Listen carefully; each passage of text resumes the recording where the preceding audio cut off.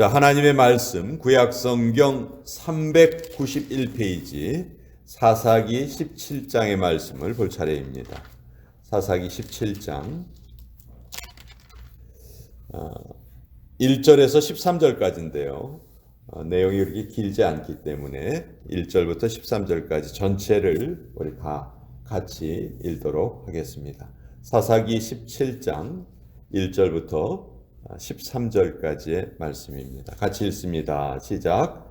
에브라임 산지에 미가라 이름하는 사람이 있더니 그의 어머니에게 이르되 어머니께서 은 1,100을 잃어버리셨으므로 저주하시고 내 귀에도 말씀하셨더니 보소서 그 은이 내게 있나이다.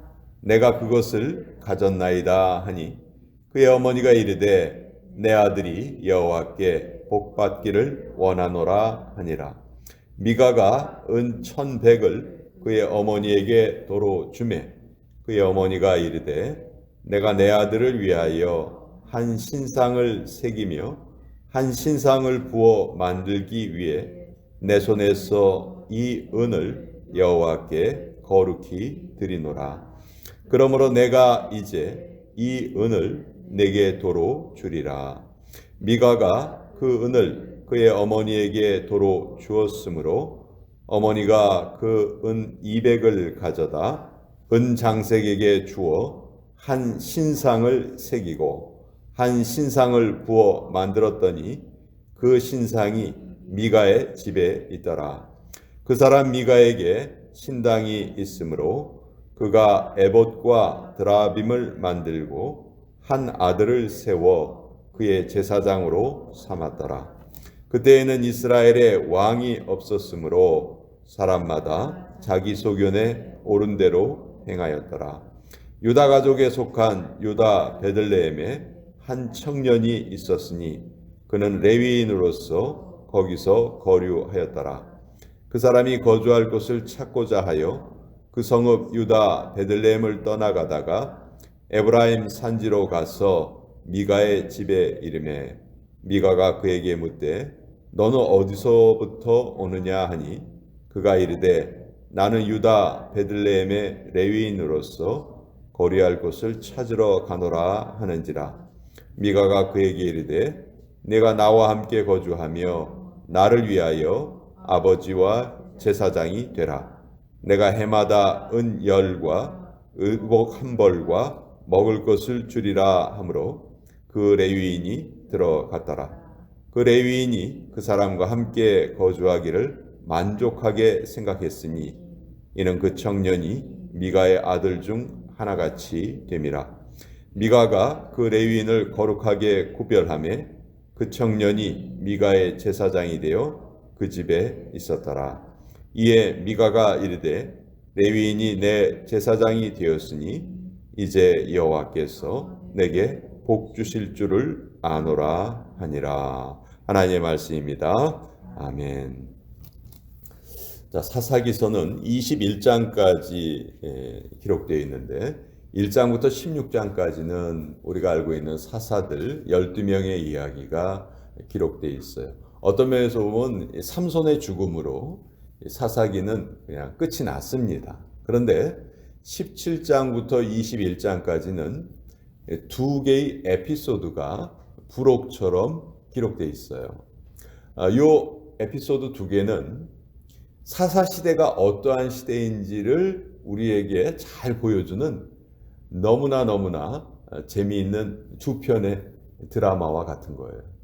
여러분, 우리가 그 시대를 알기 위해서는요, 그 시대의 드라마를 보면 그 시대 사람들의 생각이라든지 행동 양태라든지 뭐 영화나 문학 작품을 통해서도 우리가 볼 수가 있고요.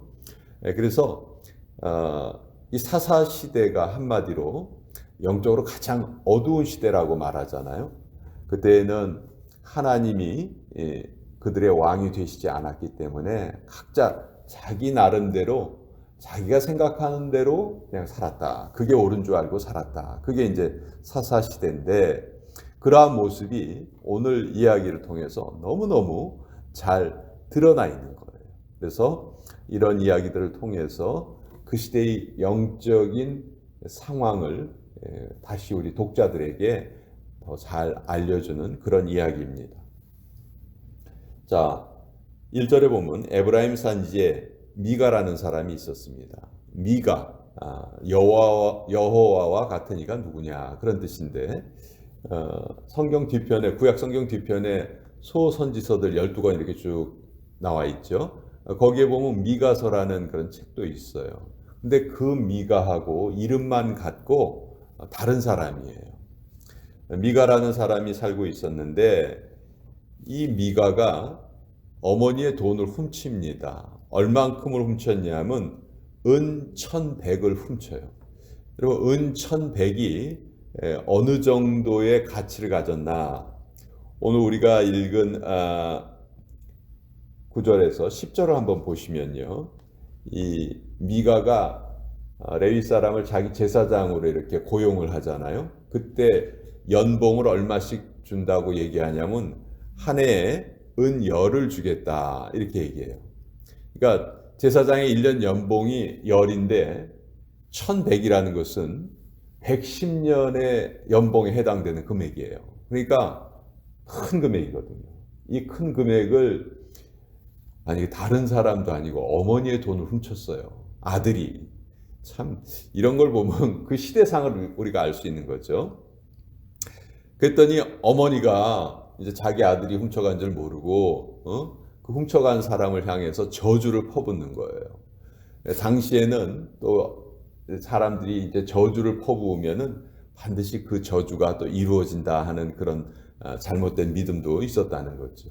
그러니까 아들 입장에서는 이거 뭐 돈 써보지도 못하고 죽을 것 같은 그런 그 두려움에 빠져가지고 어머니한테 또 그거를 사실대로 이야기를 합니다. 사실은 제가 훔쳐갔습니다. 자, 그러면 올바른 부모라면 어떤 반응을 보여야 할까요? 당연히 자식에게 다시는 그러한 일이 발생하지 않도록 따끔하게 주의를 주고 벌을 내려야 되잖아요. 그런데 이 어머니가 하는 말이 2절 뒷부분에 보면 내 아들이 여호와께 복받기를 원하노라. 그러니까 살아가는 모양은 전혀 하나님과 상관없이 사는데 모든 것에 하나님의 이름은 갖다 붙입니다. 그러니까 이게 그 당시의 영적인 어두움을 우리에게 보여주고 있어요. 그래서 다시 그 은 1,100을 어머니에게 돌려줬어요. 그랬더니 그 어머니가 그걸 가지고 이제 또 신상을 만듭니다. 그 중에서 200을 가져다가 은장색에게 주어서 신상을 새기고 그 신상을 그 집에다가 들여놓는 거예요. 십계명의 두 번째 계명이 뭐죠? 너희를 위하여 그 어떤 형상도 만들어라 만들지 말아라. 만들지 말아라. 그러니까 십계명에는 분명히 형상을 만들지 말라고 했는데 이렇게 버젓이 형상을 만들어서 자기 집에다가 놔요. 또 5절에 보면 에봇과 드라빔을 만들었어요. 여러분 에봇은 대제사장이 입는 옷이에요. 일종의 조끼라고 생각하시면 돼요. 그러니까 아무나 입을 수 있는 옷이 아니고 반드시 대제사장만 입을 수 있어요. 그냥 제사장도 아니고 대제사장만. 그러니까 하나님께서 아론의 후손들에게만 대제사장 직분을 허락하셨잖아요. 그러니까 그 사람들만 입을 수 있는 것을 미가가 지금 자기가 스스로 만듭니다. 또 드라빔을 만들어요. 이 드라빔이라는 것은 일종의 가정 수호신이에요. 창세기에 보면 야곱이 그 아내하고 함께 가나안 땅으로 돌아올 때 그 라헬이 뭘 가지고 옵니까? 자기 아버지 라반의 집에서 드라빔을 훔쳐다가 가지고 오죠. 그 가정 수호신이에요. 그러니까 일종의 우리말로 생각하면 부적 비슷한 건데 글자로 쓴 게 아니고 어떤 형상을 가진 그런 거예요. 그걸 또 만들고 더 놀라운 일은 자기 아들 중에 한 사람을 제사장으로 세웁니다. 자, 자기는 자기 엄마 돈을 훔쳐요. 자기는 엄마 돈을 훔치고 자기 아들은 제사장을 또 세워요. 그러니까 이게 얼마나 정말 있어서는 안 될 일들이 계속 일어나는 거. 어떤 블랙 코미디 한 편을 보는 것 같아요. 자, 그러면서 이제 6절에 그 이유가 나오죠. 그때에는 이스라엘에 왕이 없었으므로 이스라엘 사람들이 하나님을 왕으로 섬기지 않았으므로 사람마다 자기 소견에 옳은 대로 행하였더라. 예. 자기가 우선인 거예요. 하나님의 말씀이 우선이 아니고 자기가 우선인 삶을 살았다. 자, 그런데 이제 여기서 이야기가 끝나는 것이 아니고 유다 가족 중에 레위 사람 한 사람이 있었는데 베들레헴에 살았어요. 자, 레위인들은요, 그 당시 어떻게 살았냐 하면 그 땅을 배분받지 못했잖아요. 그렇기 때문에 레위인들만이 살 수 있는 성이 40개의 성이 있었습니다. 이제 그 성에는 다른 지파 사람들이 많이 거주하고 있었는데 거기에 가서 레위 사람으로서의 역할, 그러니까 사람들이 제사 드리는 걸 도와주고 율법을 가르치고 그런 역할을 하면서 또 그 사람들이 바치는 11조를 받아서 이제 생활을 한 거예요. 땅이 없으니까 경작을 할 수가 없었어요. 그런데 점점 사람들의 신앙심이 약해지니까 11조를 제대로 드립니까? 안 드립니까? 안 드리죠. 그러면 레위 사람들은 먹고 살 길이 없어져 버려요. 그러니까 이렇게 길을 거처를 잃어버리고 떠돌아다니는 그런 레위인들이 많이 있었다는 것이죠. 그래서 8절에 보면 그 사람이 거주할 곳을 찾고자 하여 베들레헴을 떠나서 에브라임 산지로 간 거예요. 내가 좀 어디 가서 좀 일자리라도 구해서 일을 해야 할 텐데 하면서 이제 가게 된 것이죠. 그러다가 이제 어떻게 우연히 미가의 집에 이르렀고 미가가 당신 누구요? 라고 물어보니까 나는 레위 사람입니다. 안 그래도 자기 아들을 제사장으로 세운 것이 아무리 자기가 뻔뻔하다 할지라도 좀 깨름직했는데 레위 사람이라니까 아이고 잘 됐다. 당신 오늘서부터 우리 집에 내 개인 제사장 역할을 좀 하시오. 내가 이제 당신을 위해서 먹을 것을 주고 아들처럼 내가 보살펴 줄 테니까 우리 집에서 거주하시오. 그래서 11절에 보면 그 레위인이 그 사람과 함께 거주하기를 만족하게 생각했으니 이는 그 청년이 미가의 아들 중 하나같이 됨이라. 자, 그러면서 12절과 13절이 정말 어떻게 보면 이 어리석은 일의 그 정점을 찍는데요. 미가가 그 레위인을 거룩하게 구별하매 그 청년이 미가의 제사장이 되어 그 집에 있었더라. 자, 레위 사람을 거룩하게 구별하는 것은 하나님께서 모세에게 맡기셨던 사명이었어요. 모세를 통해서 그 형 아론을 대제사장으로 세우고 모세가 속했던 그 레위 지파 전체를 하나님께서 거룩하게 구별하셔서 이제 땅은 배분받지 못하는 대신에 이 여호와를 섬기는 일에 아주 전적으로 자기의 삶을 드리게 하셨죠. 근데 그것을 지금 누가 하고 있냐면 엄마 돈을 훔쳤던 미가가 그 일을 합니다. 그리고 13절에 보면 얼마나 재미있냐면 이에 미가가 이르되 레위인이 내 제사장이 되었으니 이제 여호와께서 내게 복 주실 줄을 아노라. 이렇게 말을 해요. 여러분 이걸 보면 좀 어떤 느낌이 드십니까? 정말 우리가 알고 있던 그런 성경의 말씀하고 이 미가가 사는 모습이 일치하나요? 전혀 일치하지 않습니다. 참 놀라운 일이에요. 어떻게 불과 이렇게 시간이 얼마 흐르지도 않았는데 하나님이 세우신 한 민족이 이렇게 하나님을 떠나서 살게 되었는가? 이유는 딱 하나예요. 사사시대에는 하나님의 말씀을 배우지를 않았어요. 사람들이 하나님의 말씀에 관심이 없었어요. 그냥 자기가 옳다고 생각하면 그대로 행한 것이죠. 저는 오늘날 교회의 모습도 좀 고쳐져야 될 부분이 많다 그렇게 생각을 합니다.